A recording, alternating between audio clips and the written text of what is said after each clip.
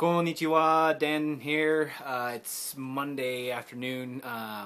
Just got out of school and got back home and been going through my videos and pictures and everything, and gonna try and do a recap of everything that happened this last weekend. So first off, Saturday, I went with my host family down to Osaka. Both the mom and the dad live in towns pretty close to that, so they visited their parents, and I went with their two daughters on Saturday and went around all over Osaka. First we went to Osaka Castle, and holy crap, it was awesome. I've got some awesome pictures of just all over the place, and it'll be pretty good. Let me see. After Osaka, I'll post all the pictures on Facebook, and I'll add the link on this video. But the castle was just so big and so impressive. It really made me speechless. And the current castle is like a glimmer of its former glory. The whole castle grounds, they had small models of it inside the castle that you could see, and the castle was like a small part of the entire complex that this castle was a part of. And you'll see some of the pictures if you look on my Facebook page of just the massive walls. There were stones that made the walls that were so big. They're bigger than a house, literally bigger than a house. A single stone. It's just amazing. I don't know how they moved it. I don't know how they put it together. It was, yeah, just incredible.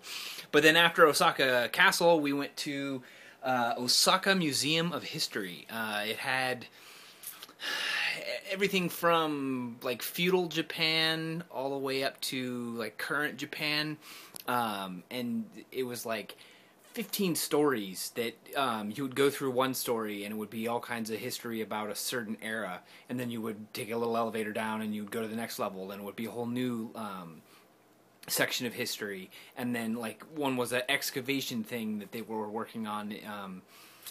I think it was Osaka Castle that there was a section that they were still excavating.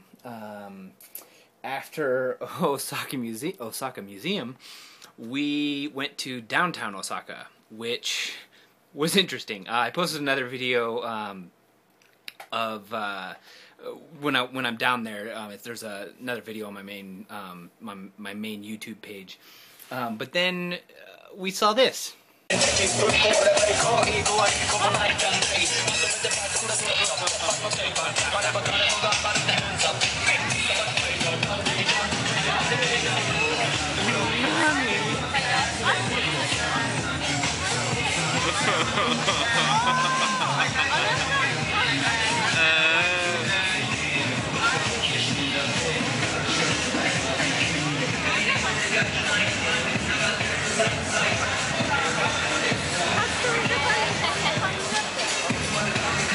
Oh my god.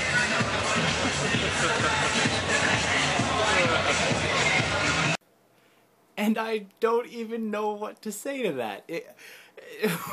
Both the two sisters that I was with and myself were just laughing because it was so weird.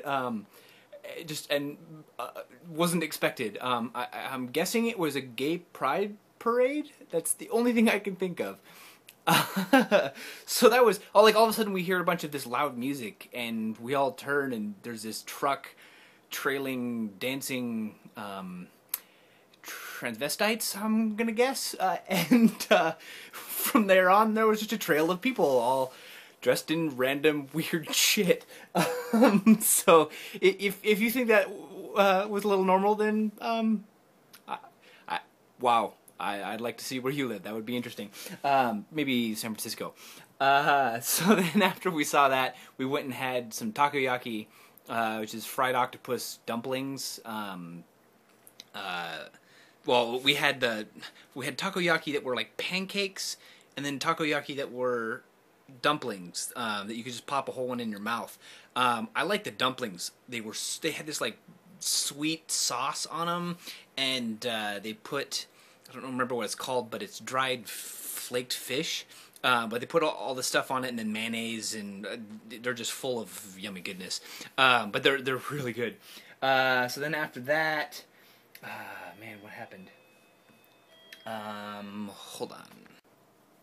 So after we had the takoyaki, we went and did the Tonbori boat river ride, and rode this little flat boat underneath all the bridges in this river that runs through downtown Osaka. And the tour guide lady would talk to us the whole time, but I didn't understand a lick of what she was saying. I think my brain was just so fried from seeing so many new things and just feeling so out of place. It was an interesting feeling. Definitely unique and kind of humbling. I don't. It's weird being a foreigner and just walking down the street and having people stare at you like, what are you doing here? Why are you here?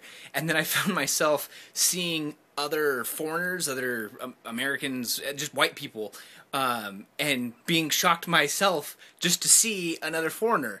I thought that was a little odd, getting to the point where you thought seeing somebody that you should be used to seeing it is shocking all of a sudden, just because I'm so used to seeing Japanese people now.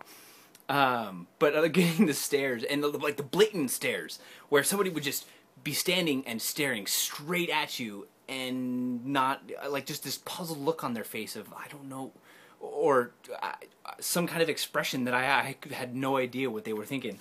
So that was always kind of entertaining. But after the Tonbori river ride, we went to, it was called the Floating Garden Observatory. I don't know how many stories it was, but I think it was, I'm pretty sure it was one of the tallest skyscrapers in Osaka. But we take this elevator all the way to the top, and then on the roof, you get this 360 view of the city, and it was just beautiful. I got a couple of panoramic shots of the city, and it was lightly raining at that time. Okay, so all Saturday it rained hardcore. My backpack with all my clothes was drenched. Most of my clothes when we went to our hotel were just sopping wet, and I had to lay them out to let them dry, but they never even dried. So that was kind of funny. But this sky garden was pretty cool. Nothing special to it, just a really cool view. Then after that, we went to Tsutentaku Tower, which has the Billiken. I'd never heard of it. Let me see if I got a picture of it, but I'll post the pictures on my Facebook page. So this pointy-headed baby that you rub his feet to get good luck. So this is 9 o'clock at night. We had just checked into our hotel before we went and did this. So we went up to this top of the tower, and then you kind of look around that different set. It was a completely different set. We took a subway a good half hour out to this other spot where our hotel was, so we could be closer for the next day when we would be going to Nara. So then I got to the hotel, and there's I'll post another video of me being in the hotel, and I'm sorry, it's really quiet.